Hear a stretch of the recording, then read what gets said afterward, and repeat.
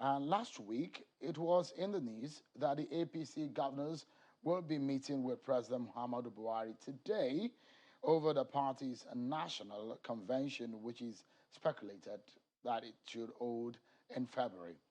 Well, the story came out of the visit of Governor Simon Lalong of Plateau State's visit to the president at a villa, but I'm reliably informed that the meeting will not happen. However, there are tension in the ruling APC on the plans for the convention as presidential hopefuls are already making overtures and lobbying, as well as those who are eyeing national party positions are already talking to people in the party. The National Reconciliation Committee, led by the former governor of Nasarawa State, has been going around the troubled APC state, making efforts to resolve the differences. Their last port of call was in Osun State. I think they went from Ogun now to Osun State.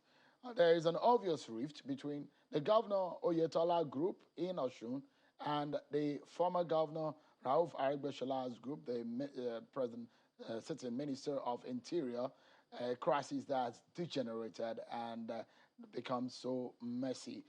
That is the moment when the former governor of Nasarawa State, who was leading the committee, was emerging from that meeting in Oshogbo yesterday night. And let's take a listen to what they had to say after that meeting.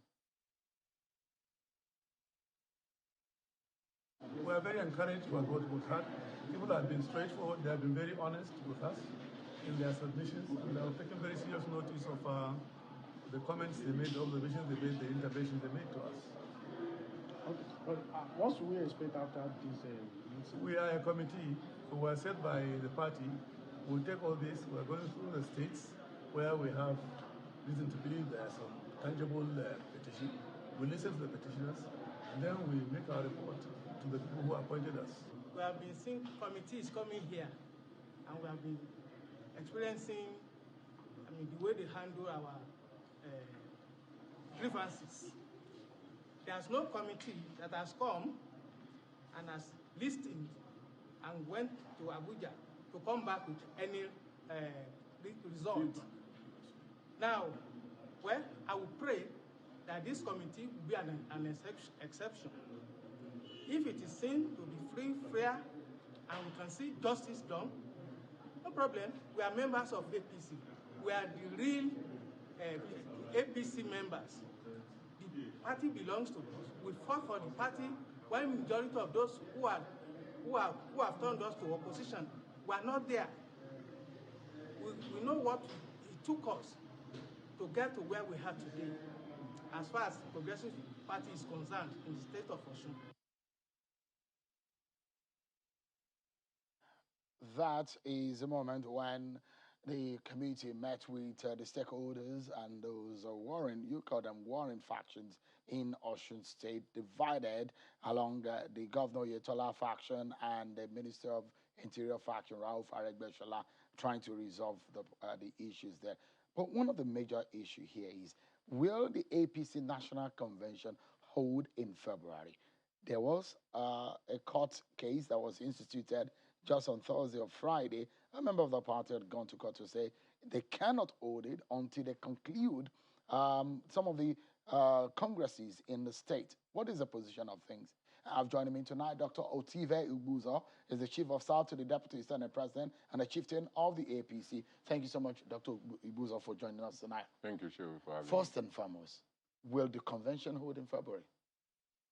Well, the current position is that the convention will hold in February. That's the official position. But we know that... Of the CCECC? Yes, CCECC. Or from the presidency? Is the CCPC that will approve a date for the convention. So there is an official approval for February? Yes. It's cast in stone, it's concrete? It's not cast in... I want to say it is cast in stone because, like you mentioned, there are discussions. I mean, some people have gone to court. There are at least 4 groups of people within the party today. There is a group that is saying that the convention should hold on February as scheduled, and they think that if it's not held in February there will be consequences for the party, and they have good reasons. There is a group who is saying that the convention should be postponed till June to afford opportunity to resolve these issues in a few states. And also, they are also afraid that if you do a convention, the issues that normally arise from convention before you do a presidential primaries again, that will be problematic. So they should hold the two together. There is a group, the third group, that within the party that thinks that whether it's February or June, that what is important is that there should be credible process. There should be transparent process. So for what we have done before, for instance, in 2015, so that after the convention and the primaries, everybody will see that that is the wishes and aspiration of the members. But there is a fourth and dangerous group who are not members of the parties, hired, paid agents and hirelings who are bent on exaggerating what is going on, which is a normal democratic thing within the party. So we cannot say it's cast in stone. And as at the moment, the status is that discussions are going on within the party. Different groups are having discussions. In the final analysis, I believe that the party leadership will take a position that will be in the best interest of the party. And that is probably a February convention. Well, one cannot say with certainty what the decision will be right now. But what I'm saying is that discussions are taking place. There is, discussion across board. Because your opposition, PDP, has been taunting your party that your party is not even capable of putting up a convention. The fourth group that I said, PDP held its convention. After the convention, they are holding state congresses. That is not the normal thing. But they are saying, I mean, they've held their convention. Yes. But they're saying that your party does not have the capacity to hold a convention. You see, Shehu, this party has held conventions before. Remember. Why is it difficult to do that now? No. It's not difficult. It's normal. You know what? The disaffection. But you know what happened. You know what happened before PDP held their convention. What do they do to their national chairman? What is the matter is not still in court? So that is not, PDP cannot be used as a standard for measuring how to run a party. I mean, it's laughable. But can your party be used as a standard? Of course. You see, with the disaffection going on. No, what disaffection? These are normal. No, what I want you to understand is this. APC, as a party, has an ideology which is anchored on social democracy. If you look at the constitution of the party, it says APC will be made of members who are true progressive and patriots. And all over the world, such people who are true patriots and true progressives, radicals, activists, there's always debate. And that's what politics is all about. You know, in PDP in Delta State, an aide just complained that the Christmas gift he received and the rice was not enough. The following day, he was sacked.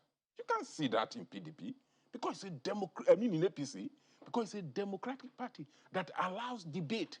Remember how APC was formed? That it came from a conglomeration of 4 parties. And the members are adept at negotiations, at discussions, at coming to a consensus. That's what is going on. And remember, APC as a party, all the former national chairmen are still members of the party.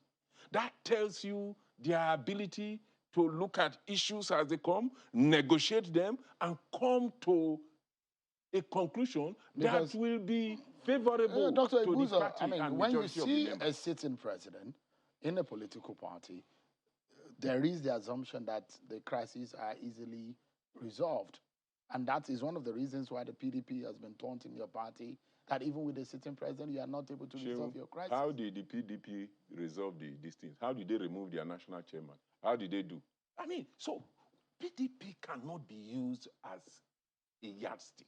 I wanted to focus on your party. Yeah, that's why. But And you are bringing PDP. No, because they are the ones that are criticizing. That's what I'm and saying that your party is enmeshed in all of these troubles. It's not enmeshed in trouble. In several of the states, the state congresses are not held. In every political party across the world, there are debates, especially when you are a ruling party and the incumbent president is not contesting. There are many issues because the candidate that emerges from APC as the candidate for the presidency, more than 60% of the work is done.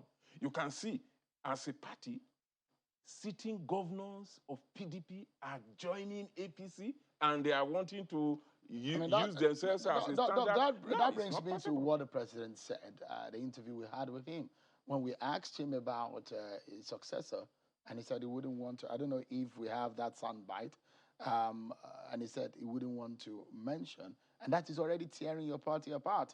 The ambition. I probably would like the producer to put up some of the names that have been thrown up, and I'd like you to take a look, because how difficult is it going to be for your party to be able to resolve on who fly its flag in 2023.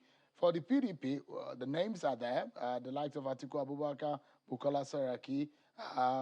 In the APC, the likes of the VP, Professor Yemi Oshibajo, Bola Tinubu, Rocha Sokorocha, Rotimi Amechi. In fact, outside of the PDP and APC, you have the likes of Obi Ezekwesili, Tunde Bakare, Jack Rich, and several others. The big question is, how easy will your party be able to resolve, considering the fact that it might also be difficult for your party to run an election when PDP is saying they want to remove you from prominence and they want to restore Nigeria?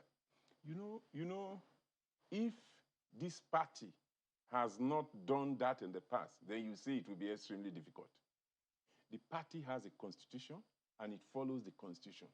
There are 3 ways by which the party can choose its candidates: through consensus, through direct primaries, or indirect primaries. In 2015, the party did primaries, and you remember the big names of all the people, including His Excellency that you just interviewed.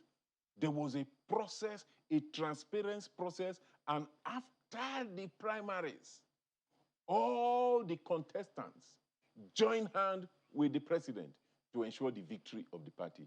The party is well adept in managing this kind of contentions. Can your party go to the election as we speak right now and boast of winning election based on the promises your party have made and the performance of such promises to Nigerians? Can your party boldly go to the Nigerian people and say they want their vote right now? Yes, because you see... So you think that they've delivered? If they have not delivered to a significant... I don't think they have delivered completely. We all know the promises that was made. There were huge challenges. But given the challenges that was had, they have delivered to a reasonable extent that they can have the confidence to explain to Nigerians areas they have delivered, why they have not delivered in certain areas, the challenges, and then what they will be able to do if given another chance. Because clearly, how do you know the health of a party? In our own climb, we know the power that governors have. When governors from other parties, especially the PDP, are joining the APC, that will tell you the perception. And you know, Shehu, there are many determinants of winning elections. You know, performance is there, the candidate that is produced is there, and the general perception of the people. Which of the candidates that we put up today do you think can get your party? Nobody can answer that question. Or which of them do you think is formidable enough to be able to defeat the opponent? They are all good candidates. The party leadership and the party membership will sit down and look at all of them and then choose the best that will be able to deliver to Nigerians. Where I agree completely that Nigeria faces a lot of challenges. Some of the promises that were made in 2015 we have not been able to achieve them, but there has been a lot of progress. All right. And the most important, Buhari has laid the foundation for whoever is coming to build upon. And so I don't think there's any challenges, whoever emerges. But the important thing, which is what we are trying to guide against, PDP taunting us is to goad us into problem. But we are more sensible. We understand the issues, and we have the experiences of managing these things in the past. We'll see how that pans out, because, I mean, we see It's how just this year. It's just this year. Everything is lumped on this year. Yeah. You need to resolve your crisis. You need to go There's into no primaries. crisis. That's the point. There are crises. No, there's so no why crisis. did you have a reconciliation It's committee? debate. You have a reconciliation There are committee. differences. Why do you reconcile when there are What no is crisis? There are differences. There are differences. When you have ministers and governors that are if you disagreeing. have any political party that there are no differences, there is no contention, Look, we're then out it's of not a time. political party. Dr. Otibe Every political party, there must be contention. So the contention is because of the fact that the political party I'm is the totally party out of to time now. Dr. Otibe Igbuzo, who is the Chief of Staff to the Deputy Senate President and Chieftain of the APC, thanks so much for clarifying these issues. Thank you. Thank you so much. Well, that's our show for today, everyone. Many thanks for watching. I'm Sean Wakimale. Bye-bye.